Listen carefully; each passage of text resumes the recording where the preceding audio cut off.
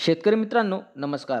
Techno farming या YouTube चॅनलवर तुमचे सर्वांचे स्वागत. आजच्या व्हिडिओमध्ये आपण सल्फर मिल कंपनीच्या फल्टिस या सल्फर खताविषयी माहिती बघणार आहोत. माहिती घेत असताना त्यातील घटक असेल, तसेच त्याचे पिकातील कार्य असेल, तसेच त्याचे वापरण्याचे प्रमाण, अशा सर्व माहितीवरती आज आपण चर्चा करणार आहोत.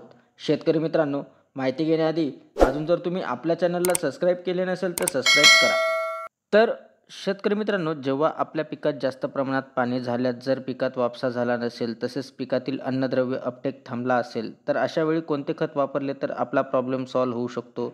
तर आज आपण सल्फर मिल कंपनीच्या फल्टिस या खताविषयी संपूर्ण माहिती बघणार आहोत. तर व्हिडिओ हा शेवटपर्यंत बघा, म्हणजे तुम्हाला फल्टिस या खताविषयी संपूर्ण माहितीही मिळेल.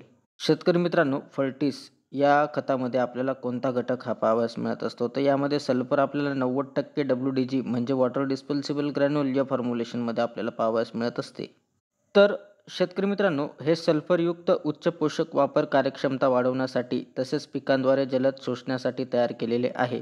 तसेच याच्या लहान कणांच्या आकारामुळे ते पिकात जलद गतीने पसरते व पिकाला पोषक घटकांचे शोषण वाढवण्यासाठी मदत करत असते. तर शेतकरी मित्रांनो, पिकात वापर केल्यावरती आपल्याला काय फायदे हे पाहावयास मिळत असतात. तर पिकात वापर केल्यावर क्षारयुक्त व खारट मातीचा pH कमी करण्यास आपल्याला मदत करत असते. त्याच पद्धतीने पिकातील प्रकाश संश्लेषण क्रिया वाढवते, त्यामुळे पिकातील काळोखी वाढत असते. त्याच पद्धतीने शेतकरी मित्रांनो, पोषक घटकांचे सेवन जसे नायट्रोजन, फॉस्फरस, पोटॅश व सूक्ष्म घटकांचे शोषण वाढवण्यास आपल्याला मदत करते व पिकातील चयापचय क्रिया वाढवते. त्यामुळे पिकातील क्रिया या जलद गतीने होत असतात व पीक आपल्याला बळकट होताना दिसून येत असते. तसेच पिकात प्रथिने, तेल व जीवनसत्वांच्या संश्लेषणात महत्त्वाची भूमिका बजावते. त्यामुळे पिकातील व फळाची जी काही गुणवत्ता आहे ती सुधारवण्यासाठी आपल्याला चांगल्या पद्धतीने मदत करत असते. त्याच पद्धतीने शेतकरी मित्रांनो, पिकातील ताण निवारक म्हणून काम करते. त्यामुळे पिकातील रोगप्रतिकारक शक्ती वाढत असते. तसेच जमिनीतील ओलावा झाल्यास लवकर वापसा आणते. त्यामुळे पिकातील जी काही पांढरी मुळी तर तिचे कार्य वाढत असते.